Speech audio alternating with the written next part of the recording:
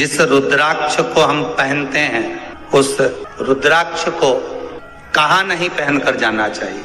5 स्थान बताएं जहां रुद्राक्ष पहनकर नहीं जाया जाता। कितने स्थान है? 5। और रुद्राक्ष को 5 स्थान पर पहनकर नहीं जाते, पर रुद्राक्ष के लिए वर्णन किया गया है कि रुद्राक्ष कब कब उतार कर उसको वापिस अभिमंत्रित करना चाहिए। 5 जगह पहनकर नहीं जाना चाहिए और रुद्राक्ष को अभिमंत्रित करना मतलब सीधा अमावस्या के दिन, पूर्णिमा के दिन, शिवरात्रि के दिन, श्रावण महीने के सोमवार को, प्रदोष के दिन, ये दिन आपके शरीर में जहां पर भी रुद्राक्ष है, आपके गले में अगर आप रुद्राक्ष पहने हो, आपके हस्त कमल में आप रुद्राक्ष पहने हो, आपने अपने पास में कहीं रुद्राक्ष रख रखा है, तो उस रुद्राक्ष को अमावस्या, पूर्णिमा, शिवरात्रि या श्रावण का सोमवार या प्रदोष आदि, इस दिन उस रुद्राक्ष को एक बार दूध में धोने के बाद उसमें थोड़ा सा सरसों का तेल अवश्य लगाना चाहिए। क्या होगा उससे? उससे होगा क्या? शिव महापुराण की कथा कहती है, महाराज रुद्राक्ष को दूध में धोने के बाद, स्नान कराने के बाद जल से स्नान कराया, थोड़ा सा सरसों का तेल लगा दिया। महाराज क्या मिलता है उससे? तो कहा उस रुद्राक्ष में बल प्राप्त होता है। कौन सा बल?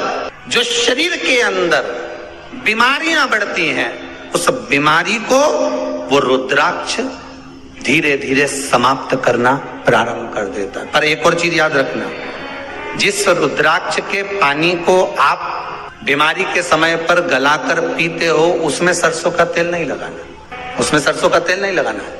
उसको तो आप केवल स्नान कराओ दूध से, जल से, और फिर उसको गला दीजिए, उसका पानी आप पीना चालू कर दीजिए। जिसको बड़ी बीमारी होती है उसके लिए कल कथा में वर्णन किया रुद्राक्ष के जल। रुद्राक्ष का जल पिया जाता है शरीर के अंदर से रोग को, बीमारी को हटाने के, रोग बीमारी को समाप्त कर। तब 5 स्थान बता दिए, 5 जगह बता दी, 5 स्थान निश्चित कर दिए जहां पर रुद्राक्ष को पहनकर नहीं जाना। पहला, किसी की मृत्यु वाली जगह पर। दूसरा, जहां पर बच्चे का जन्म हुआ, मृत्यु आदि जगह पर सूतक लगती है, जहां बच्चे का जन्म लगता है वहां सावड़ लगती है। मतलब जीव जाने के बाद दुख का सूतक होता है, और बच्चा जब जन्म लेता है तो सुख की सावड़ रहती है। सुख की 2 स्थान।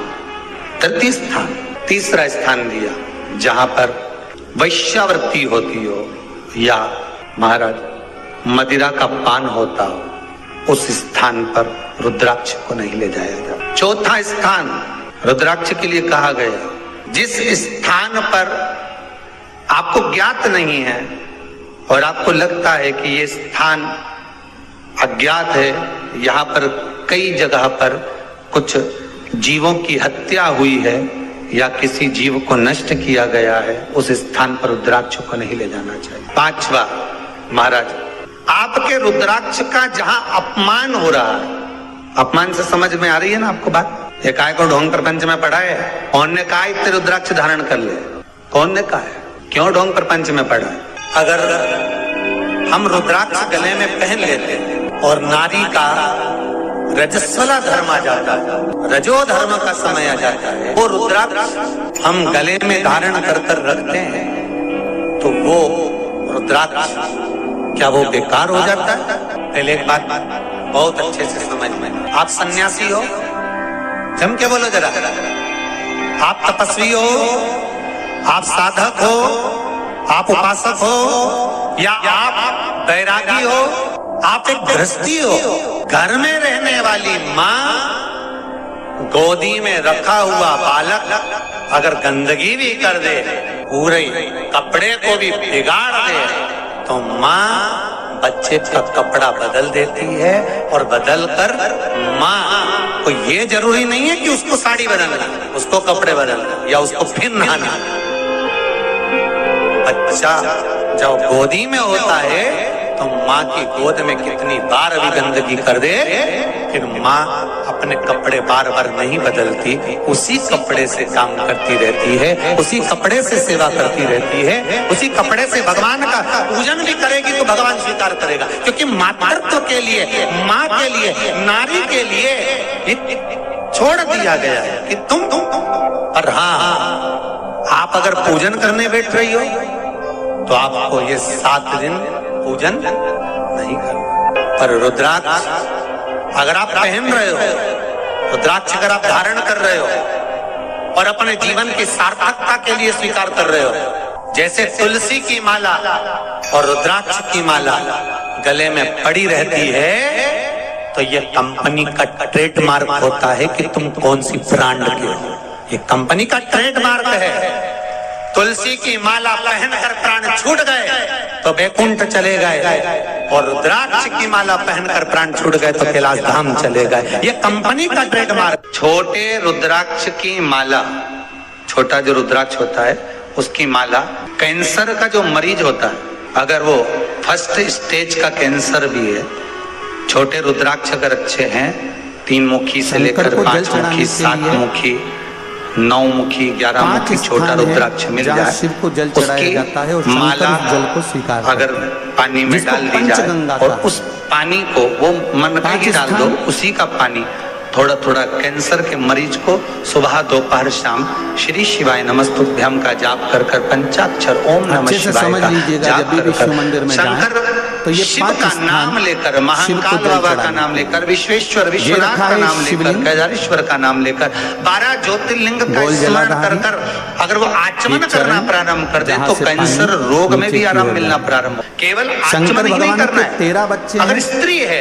13 की 13 बच्चे, उल्टे हाथ पर भी उस परिवार, मनके की माला को लपेट सकती है। पुरुष है अपने राइट हैंड में उस माला को, अगर आप शंकर जी के मंदिर में जाकर ये करिए विचार करना, पार्वती जी को ढूंढना पड़ेगा या गणेश जी को ढूंढना पड़ेगा या कार्तिकेय जी को ढूंढना पड़ेगा या भैरव को ढूंढना पड़ेगा। हमें शंकर के मंदिर में जाकर किसी देवता को ढूंढने की जरूरत नहीं है। जहाँ शंकर भगवान का शिवलिंग रखा हुआ है वो माता जी का हस्तकमल है, माता पार्वती जी का स्थान है। जहाँ शिवलिंग रखा है वो शंकर भगवान, शंकर का नाम लिखकर समर्पित कर दो या लाल चंदन चढ़ाकर समर्पित कर दो रुद्राक्ष के ऊपर, बीच में अशोक सुंदरी का स्थान, जहाँ से पानी बह रहा है उसका राइट भाग गणेश जी का स्थान है, लेफ्ट भाग कार्तिकेय जी का स्थान है। शंकर भगवान के ऊपर जो जल गिर रहा है वो शंकर भगवान की 5 लड़कियां, जया, विषहरा, के चरणों में रखा, दौतली, देव, उसको ये शंकर जी की 5 लड़कियां करना है। जहाँ से पानी बहकर कथा में एक संवाद बड़ा सुंदर लिखा कि रुद्राक्ष अपने आप में सिद्ध है, नाली बनी रहती है। मुंबई में पानी जहाँ से निकलकर मेडिकल रिसर्च सेंटर में इस रुद्राक्ष के पानी का रिसर्च किया, इसलिए आप लोग निकालना करिए, आप लोग तो उसमें निकलेगा आपको, उसका सेंटर का नाम दिया जाएगा कि किस रिसर्च सेंटर में निकाला जाएगा।